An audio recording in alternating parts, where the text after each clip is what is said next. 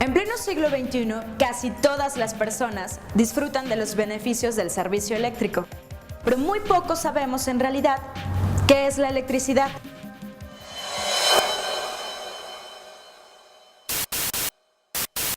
Cuenta la historia de un hombre que alrededor de 1748 ató un pedazo de metal conectado a un cometa para investigar esa extraña forma de energía que provocaban los relámpagos.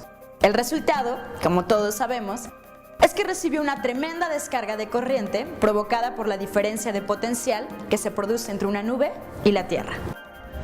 Ese hombre era Benjamin Franklin, quien a la edad de 47 años publicó los resultados de sus estudios en un ensayo titulado Sobre la naturaleza de los relámpagos. Sin duda alguna fue un enorme avance para la tecnología, pero muchos años antes, los griegos ya habían jugueteado con la idea de las cargas eléctricas.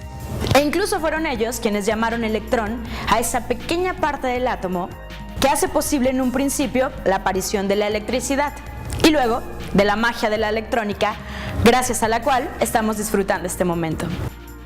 En términos generales, la electricidad es simplemente un flujo de electrones a través de un conductor provocado por una diferencia de potencial aplicada entre sus terminales. Para ejemplificar lo anterior, imaginemos un vaso de vidrio que contiene agua de la cual queremos probar su frescura. Tomamos un popote y lo introducimos para luego sorber un poco. Observaremos cómo el agua sube por el interior del popote hasta llegar a nuestra boca, que se encuentra por encima del nivel de la superficie del agua. Lo que en realidad sucede es que estamos estableciendo un flujo de agua a través de un conducto. Debido a que existe una diferencia de presiones entre la que experimenta la superficie del agua, que está en el vaso, la cual es llamada presión atmosférica, y la provocada por los músculos de la boca al succionar, a la que se le denomina vacío y que es menor que la atmosférica. Las moléculas de agua se desplazan por el popote porque por un lado existe una fuerza que las empuja y por el otro, otra que las jala. Si el popote fuera más delgado y la diferencia de presiones entre la atmosférica y la del interior de la boca fuera la misma que en el ejemplo anterior, el flujo de agua sería menor. Es decir, menos moléculas de agua las que pasarían por el popote en la misma unidad de tiempo. Debido a que al reducir el diámetro de nuestro popote, aumentamos la resistencia que éste presenta al paso del agua. Para incrementar el flujo de agua hasta lograr el mismo que teníamos en el primer ejemplo, podemos hacer dos cosas. Reducir la oposición que el popote ofrece al paso del agua, agrandando su diámetro, o bien aumentar la diferencia de presiones existente. Por supuesto que para esto no es fácil aumentar la presión atmosférica, así que la diferencia crecería absorbiendo con más fuerza. Se entiende entonces que siempre que existe un flujo de líquido, están presentes tres elementos. El fluido, que puede imaginarse como diminutas gotitas de agua que se forman una tras otra en el interior del popote. La diferencia de presión entre los extremos del conductor de agua y la resistencia u oposición que ofrece el popote al paso del flujo de agua. Cuando hablamos de electricidad, podemos emplear exactamente la misma idea, de la cual, como ya habíamos dicho antes, que la corriente eléctrica es un flujo de electrones a través de un conductor provocada por la diferencia de potencial eléctrico entre sus extremos. Deducimos una vez más que se presentan tres variables. La diferencia de potencial eléctrico entre dos puntos, que en este caso recibe el nombre de voltaje y se mide en volts. La resistencia que presenta un conductor al paso de la corriente. Dicha resistencia se mide en ohms.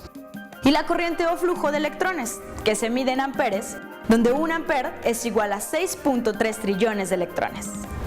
Samuel Ohm descubrió que estas tres variables están relacionadas entre sí, de la misma forma que para el ejemplo del agua, cuando observó que si mantenía la misma diferencia de potencial o voltaje, al aumentar la resistencia del conductor, disminuía la corriente que circulaba por el circuito. Y al aumentar el voltaje aplicado a un conductor sin variar su resistencia, aumentaba la corriente en el circuito. El señor Ohm escribió entonces su famosa ley que dice: si se aplica una diferencia de potencial o voltaje igual a 1 volt en un circuito eléctrico que tenga una resistencia de 1 ohm, se provocará una corriente en 1 ampere por ese circuito. Y lo presentó de la siguiente manera: I igual a B entre R, donde I es la corriente expresada en amperes, V es el voltaje o diferencia de potencial entre los extremos del conductor, medida en volts. Y R es la resistencia del circuito y se mide en ohms. Matemáticamente hablando, la resistencia ocupa el lugar del denominador, porque es inversamente proporcional a la corriente y al voltaje.